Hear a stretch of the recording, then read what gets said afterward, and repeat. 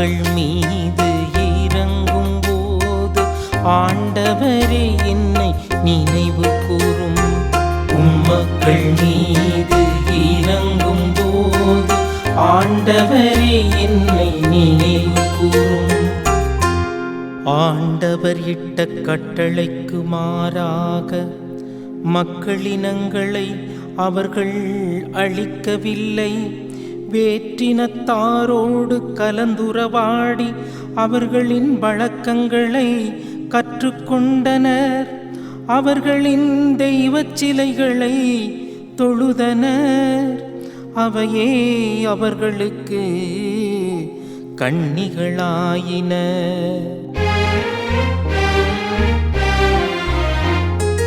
உம்மக்கள் மீது இறங்கும் போது ஆண்டவரே என்னை நினைவு கூரும்.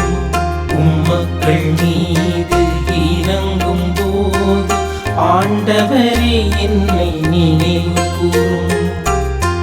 அவர்கள் தங்கள் செயல்களால் தங்களை கரைபடித்துக் கொண்டனர்.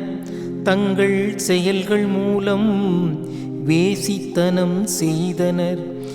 எனவே ஆண்டவரின் சினம் அவர்தம் மக்களுக்கு எதிராக பற்றி எரிந்தது.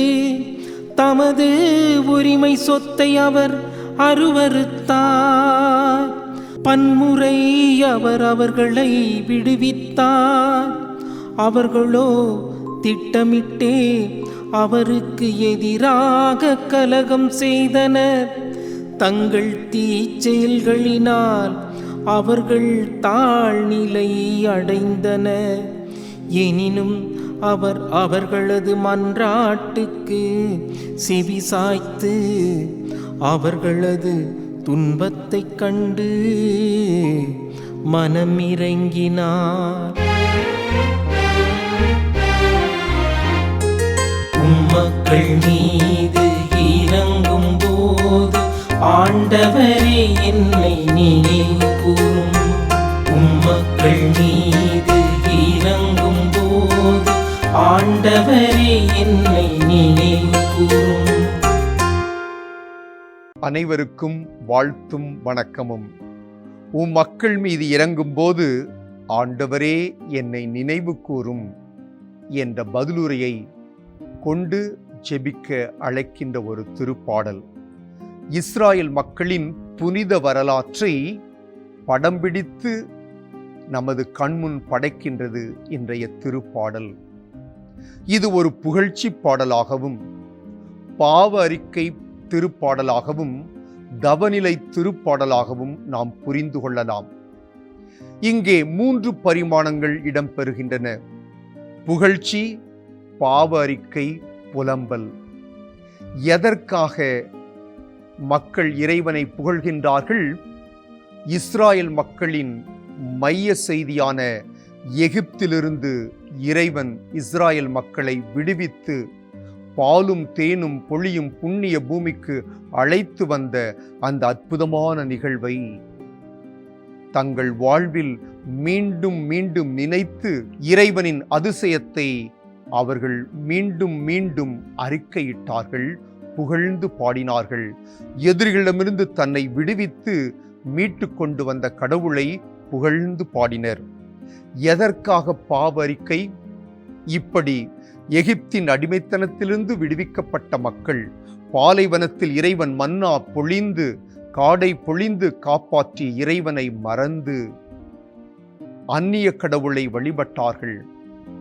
மோசேவுக்கும் ஆரோனுக்கும் எதிராக முணுமுணுத்தார்கள். வாக்களிக்கப்பட்ட பூமிக்கு செல்ல மறுத்தார்கள். எனவே இந்த பாவத்திற்காக இறைவன் தங்களை தண்டிப்பார் என்று பாவறிக்கை செய்கிறார்கள். 3வது புலம்பல். எதற்காக புலம்புகிறார்கள்? இப்படி இவர்கள் தவறினாலும், இறைவனை விட்டு வெளியே சென்றாலும், யாவே இறைவனை புறக்கணித்தாலும், யாவே இறைவன் தன்னுடைய உடன்படிக்கை உறவால் மீண்டும் மீண்டும் இஸ்ராயல் மக்களை மன்னித்து தான் வாக்களித்தது போலவே அனைத்தையும் அவருக்கு நிறைவேற்றுகிறார். எனவே அந்த வாக்களிப்பின் செய்தியை ஆண்டவருடைய அந்த நீதி வலுவா தன்மையை, வாக்கு பிறழாமையை நினைத்து இறைவனிடம் புலம்பி கண்ணீர் சிந்தி தங்களை மன்னித்து தங்கள் மன்றாட்டுக்களை கேட்க வேண்டும் என்று ஜெபிக்கிறார்கள். முதல் 5 வசனங்கள் இறைவனின் வல்லமையை போற்றி புகழ்கின்றது. எவ்வாறு எகிப்தின் அடிமைத்தனத்திலிருந்து வல்ல செயல்களால் இறைவன் விடுவித்தார் என்பதை இந்த முதல் 5 வசனங்கள் நமக்கு வெளிப்படுத்துகின்றன. 6 முதல் 12 வரை உள்ள இறைவாக்கியங்கள் எகிப்திலிருந்து விடுவிக்கப்பட்ட பிறகு பாலை நிலத்தில் எவ்வாறு இறைவன் அவர்களை வழிநடத்தி காப்பாற்றினார் என்பதை வெளிப்படுத்துகின்றது. 13 முதல் 39 உள்ள இறைவாக்கியங்கள் இவ்வாறு வல்ல செயல்கள் செய்த இறைவனை எவ்வாறு மக்கள் சோதித்தார்கள், மோசேவுக்கும் ஆரோனுக்கும் எதிராக முணுமுணுத்தார்கள், இறைவனின் கட்டளையை மீறி அந்நிய கடவுளை வழிபட்டு தவறான பாவம் செய்தார்கள் என்பதை வெளிப்படுத்துகிறது.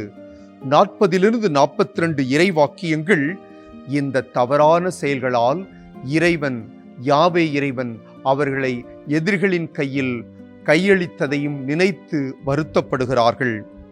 பிறகு 43 முதல் 46 வரை உள்ள இறைவாக்கியத்தில் உடன்படிக்கையின் கடவுள் அவர்களை அப்படியே தண்டித்து விட்டுவிடாமல் மன்னித்து மீண்டும் அவர்களை ஏற்று தன்னுடைய உடன்படிக்கையில் நிலைத்து நிற்பதை நினைத்து இதோ இறைவனுக்கு நன்றி செலுத்துகிறார்கள். தங்கள் தவறுகளுக்காக மனம் வருந்தி ஜெபிக்கிறார்கள். இந்த திருப்பாடலின் அற்புதம் என்னவென்றால், அல்லேலூயா யாவே இறைவனுக்கு புகழ்ச்சி என்று தொடங்கி அல்லேலூயா என்று முடிவடைகிறது. அல்லேலூயா ஆண்டவருக்கு நன்றி செலுத்துங்கள், ஏனெனில் அவர் நல்லவர், என்றென்றும் உள்ளது அவருடைய பேரன்பு. மனிதனுடைய அன்பு ஒரு நிபந்தனையுள்ள அன்பு, ஆனால் கடவுளுடைய அன்பு நிபந்தனையற்ற அன்பு, மாறாத அன்பு. கடல்கள் இடம்பெயர்ந்தாலும் மலைகள் இடிந்து போனாலும் மாறாத பேரன்பு. எனவே இதனை நினைத்து இறைவனுக்கு நன்றி செலுத்துகிறார். அல்லேலூயா யாவே இறைவனுக்கு புகழ் என்று ஜெபிக்கின்றார். பன்முறை அவர் எங்களை விடுவித்தார், அவர்களோ திட்டமிட்டே அவருக்கு எதிராக கலகம் செய்தனர். தங்கள் தீச்செயல்களினால் அவர்கள் தாழ்நிலை அடைந்தனர். எனினும் அவர் அவர்களது மன்றாட்டுக்கு செவிசாய்த்து அவர்களது துன்பங்களை கண்டு மனம் இறங்கினார்.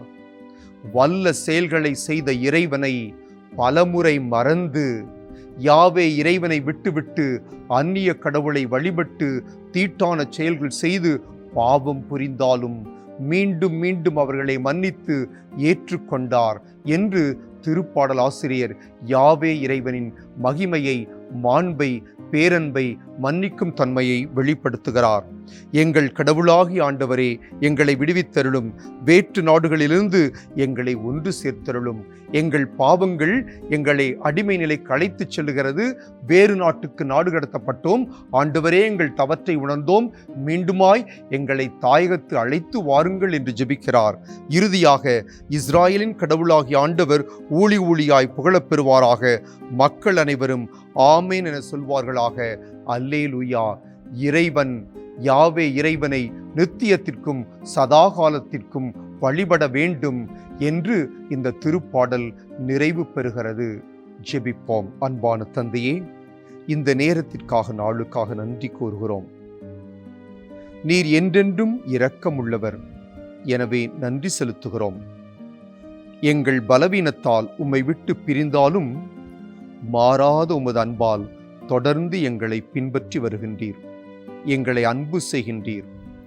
உமது நீடித்த நிலையான மாறாத அந்த அன்பை நினைத்து அந்த அன்புக்கு எதிராக நாங்கள் செய்த பாவத்திற்காக மனம் வருந்தி கண்ணீர் சிந்து அழுகின்றோம். எங்கள் குற்றத்தை மன்னித்து எங்களுக்கு நிலை வாழ்வை, நிறைவாழ்வை அளித்தருளும். எங்கள் ஆண்டவராகிய கிறிஸ்து வழியாக உம்மை மன்றாடுகிறோம். ஆமென்.